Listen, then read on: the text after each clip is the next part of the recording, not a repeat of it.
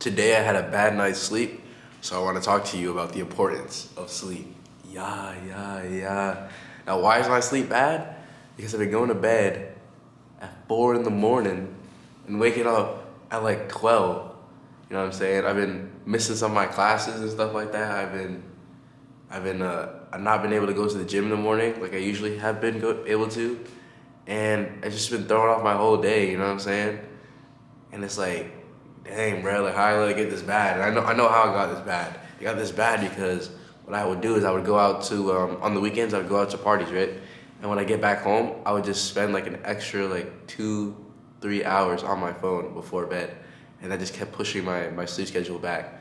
And now I realize like, yo, like I gotta stop this right now. I gotta get back to the grind. So what I did was I just set my alarm for 8 in the morning, and then which was like when I want the time I want to wake up, and I just went to bed at like 2 in the morning. Like it was tough. Like 6 hours of sleep. Like it's not even like it's not terrible, right? But it's not good either. Like terrible would be like 4 hours, bro. But yeah, I got my 6 hours of sleep. I woke up, I was feeling so tired, and then I just went outside, got my morning sunlight to reset my sleep like circadian rhythm. So hopefully tonight it's gonna be way easier to sleep and get back on track. But I really want to talk about the importance of sleep because, on self-improvement, we want to improve ourselves, right? But the one habit that can improve literally everything all at once, as fast as possible, is your sleep. And this is something that people often sacrifice. Like people often sacrifice their sleep so they can, stay up late so they can study, right? Like some people just work. They have this work hard, no sleep mentality, right? Even though sleeping is actually productive. Sleeping is productive because if you were to get more sleep, then the time that you do spend studying is actually more efficient. Because when you're sleeping, you're learning, like your brain goes through all the things that you learned that day and kind of encodes it in your memory and stuff like that. Also, when it improves your ability to focus as well as your mood in general, right? So if you're trying to build good habits or you're trying to build study habits, right, and you didn't get a good night's sleep, your mood's gonna be a bit off. It's gonna be worse than it would be, right? So it's gonna be harder to be disciplined, right? Like when you're in a bad mood. So that's like this whole idea of sacrificing sleep to work hard doesn't really make sense because you actually your sleep is very important. It's actually very beneficial to you, and to sacrifice it for something else, it's just you're also sacrificing that thing as well because you're not taking that at your full capacity, your full brain power, your full emotional, you're in your best emotional state. You know what I mean? And one of the biggest things that take away from your sleep is your phones, bro, and your devices. And this is not just happened to me. I also know a friend in my dorm who's has the same thing. He was like, yo, I just be up on my phone way too late. And for me, the reason why I keep going on my phone is because it's literally right next to my bed. I have it right by my nightstand, right? So whenever I'm snuggling in the bed, my phone's right there. And then if I don't fall asleep in 5 seconds, then I want to go on my phone. You know what I mean? So last night instead, I actually read a book, bro. This is always the common advice to read a book or meditate before bed, and I feel no one does it. I mean, obviously some people do it, but it's just you just read it so often and you just never do it. So I actually decided to do that last night. And I think from now on I'm gonna start doing that because I actually do enjoy reading books, and I haven't been doing so recently. So it will be a good opportunity to. Well, yeah, I kind of read books differently now. I don't really just sit down every day and read a little bit. It's when I need information, I'll go and read part of the book, right? So it was kind of good to get back into reading, and also kind of help me not stay too stimulated, right? Because when you're on your phone, you don't even want to get off of it, because imagine you're on your phone, right, and you're scrolling or watching videos, and it's so cool, so awesome, so fun, right? And then when you turn it off, now you just have to be in the dark, staring at the ceiling, you know what I mean? It's such a stark difference.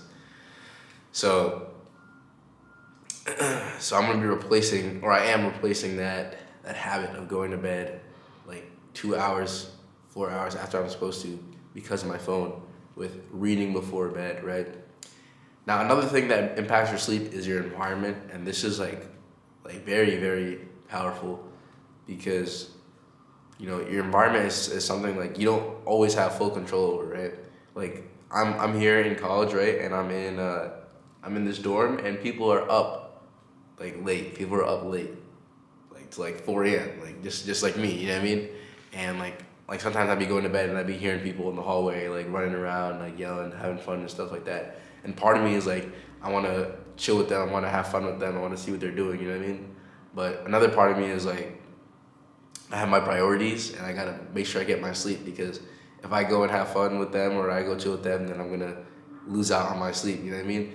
And that's how it has to be sometimes. You gotta make those sacrifices, and it seems kind of like a bad thing, right? Like to make a sacrifice, like to sacrifice. Oh no, like I'm losing time with friends so I could get sleep, right? But like if you were to hang out with your friends, you're actually sacrificing your sleep, and you're also sacrificing literally everything else that you would do the next day because your performance is dropped down, right?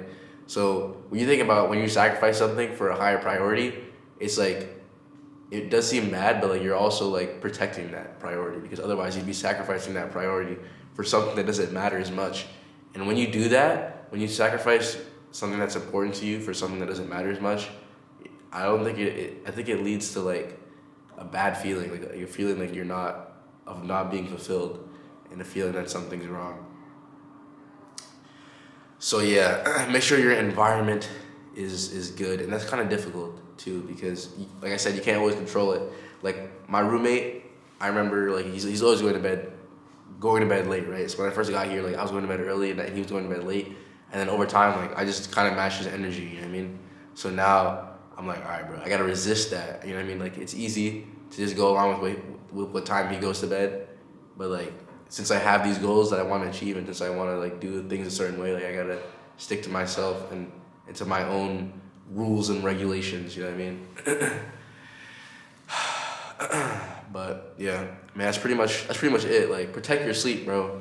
Like actually like fight for your sleep because it's so important, and people just let it slide.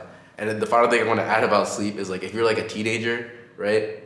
And you've heard about like the black pill and all that stuff, which is like the idea that your genetics are like the only thing that matter in life, like how attractive you are, how tall you are, and all that stuff.